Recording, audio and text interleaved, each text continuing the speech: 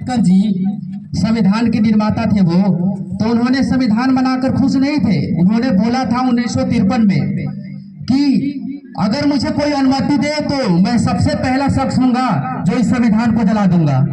उन्होंने बोला तो पत्रकार ने उनसे पूछे कि आप ऐसे क्यों बोल रहे हैं, आप तो संविधान के निर्माता हैं, आप कैसे ऐसे बोल सकते हैं। तो उन्होंने बोला कि ये जो संविधान है ये भारतवासियों का भले के लिए नहीं है, ये जल्दीबाजी बनाया गया संविधान है तो किसी नागरिक को भला नहीं करेगा।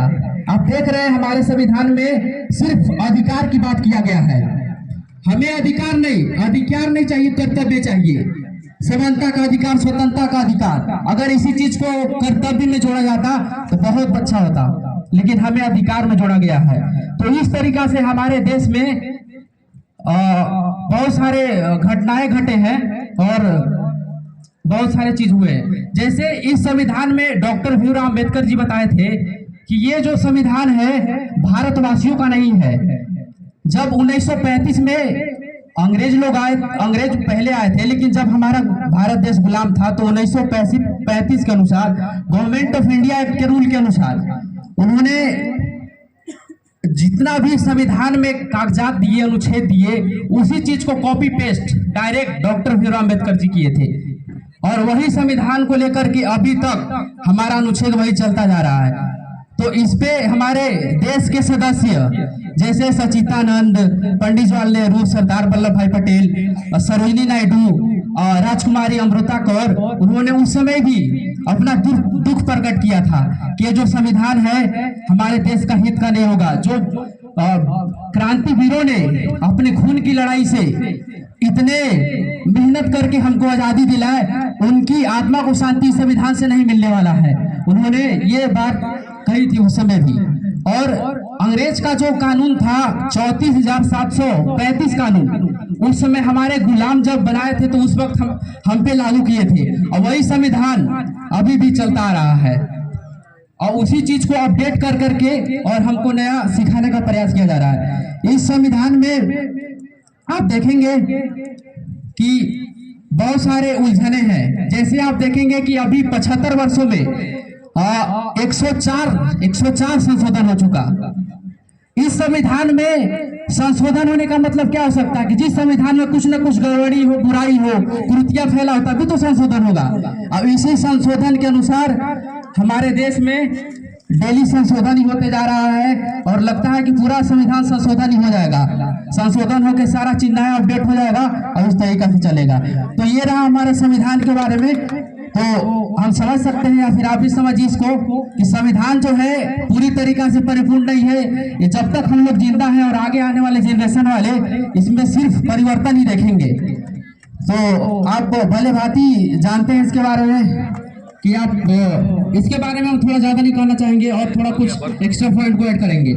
जैसे हम कुछ शहीद भगत, उधम सिंह शहीद भगत, तो हम उधम सिंह की कुछ कहानी सुनाना चाहेंगे। जालियांवाला बाग हत्याकांड तो आप लोग सबको जानते होंगे, जो 13 अप्रैल 1919 को अमृतसर में हुआ था। इसमें क्या हुआ, जनरल डायर जब अमृतसर में जब सभा चल रहा था जालियांवाला बाग में, तो उन्होंने जालियांवाला बाग को चारों तरफ से घेर लिया और उसमें कोई दरवाजा नहीं था।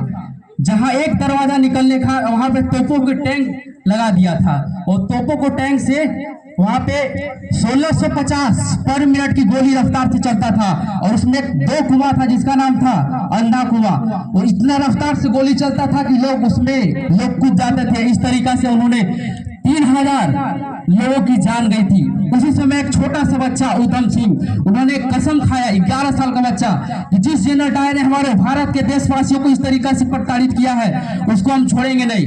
वहां से उनका कहानी स्टार्ट होता है।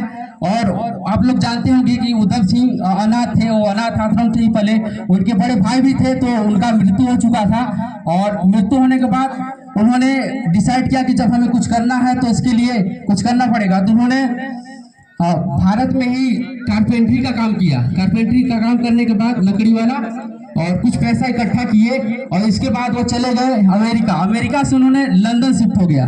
लंदन शिफ्ट होने के बाद वो वो जो किंगसन हॉल में जो जनरल डायर हमारे देश को प्रताड़ित करके अमृतसर में जो गोलियां चलाई थी, वहीं पे वो पहुंचे और वो जनरल डायर को सीने में 3 गोली छेद किए और उसी समय जनरल डायर का मृत्यु हो गया और उन्होंने खुद को अपने आप को समर्पित कर दिया कि अब हमारा जीवन का उद्देश्य पूरा हुआ और जीवन में हमारा आपको कुछ नहीं चाहिए। और वहां से उनको भी पता होगा, कुछ ही दिनों के बाद उनको फांसी के फंदे पे लटकाया गया था। तो इस तरीका से हमारे भारत देश में बहुत सी क्रांतिवीरों ने एक से एक कांड किए हैं, आप लोग सब जानते होंगे। और एक चीज और हम प्रस्तुत करना चाहेंगे, हमारे सामने डेली जो गाया जाता है राष्ट्रगान, सुने होंगे राष्ट्रगान।